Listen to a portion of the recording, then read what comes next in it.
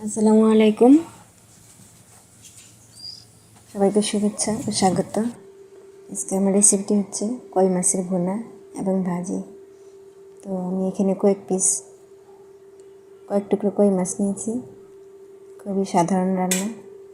তো এর মধ্যে একে মরিচ, হলুদ, ধনিয়ার গুঁড়া এবং স্বাদ মতো লবণ দিয়ে নেড়েচেড়ে ভালোভাবে মাখিয়ে নিচ্ছি। এই ফাঁকে আমি এটাকে ভাজার জন্য তৈরি করে নিচ্ছি। আমি চুলায় প্যান বসিয়ে দিয়েছি আর ভিতরে তেলও দিয়েছিলাম। এটা গরম হয়ে গেছে এবং মাছগুলো আমি একে ঢেলে দিচ্ছি।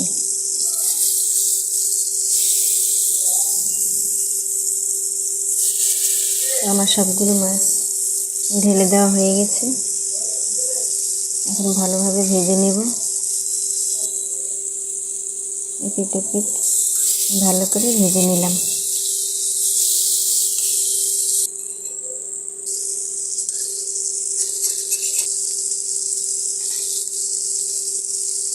এখন আমার মাছগুলো ভালোভাবে ভাজা হয়ে গেছে। আমি এক পাশে সরিয়ে এর ভেতরে দিয়ে দিচ্ছি পেঁয়াজ কুচি।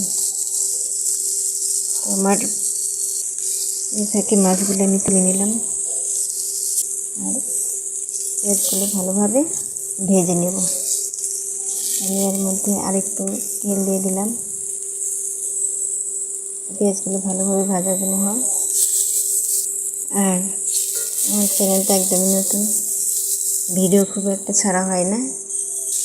তো আপনারা সাবস্ক্রাইব করে পাশে থাকবেন, যাতে আমার উৎসাহ বেড়ে যায়। তো আমি এর ভিতরে হলুদ, ধনিয়া এবং মরিচের গুঁড়ো একটু দিয়ে দিলাম, যেহেতু একটু ভুনা করব। আর একটু লবণ এবং পানি দিয়ে একটু মশলাগুলো কষিয়ে নেব।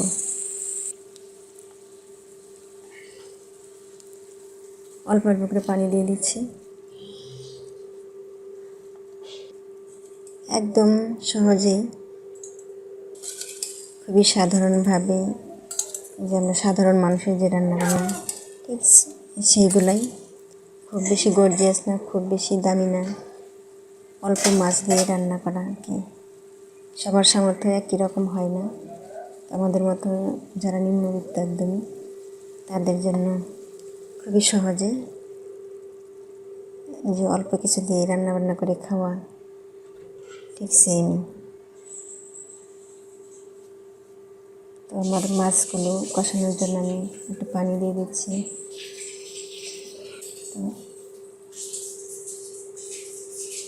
ভুনার জন্য তো বেশি আবার দেওয়া ঠিক না। এর মধ্যে আমি কোনো তরকারি দিব না, শুধু ভুনা করব। আমার ভুনার জন্য তৈরি। একটু নেড়ে চেড়ে দিচ্ছি।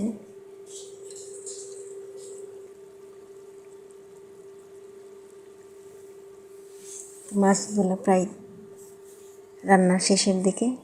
তো এই ফাঁকে বলে নিচ্ছি, কুকিং বিডি চ্যানেলের একদমই খুবই সাদামাটা আর খুবই সিম্পল। তো আপনারা সাবস্ক্রাইব করবেন আর কমেন্ট করবেন, এতে আমার উৎসাহ বেড়ে যায়। আর সবাইকে শুভেচ্ছা, ভালো থাকবেন আর লাইক করতে ভুলবেন না। তো আমার রেসিপিটি সম্পূর্ণ তৈরি খাওয়ার জন্য ভালো থাকবেন সবাইকে। আল্লাহ হাফেজ। আসসালামু আলাইকুম।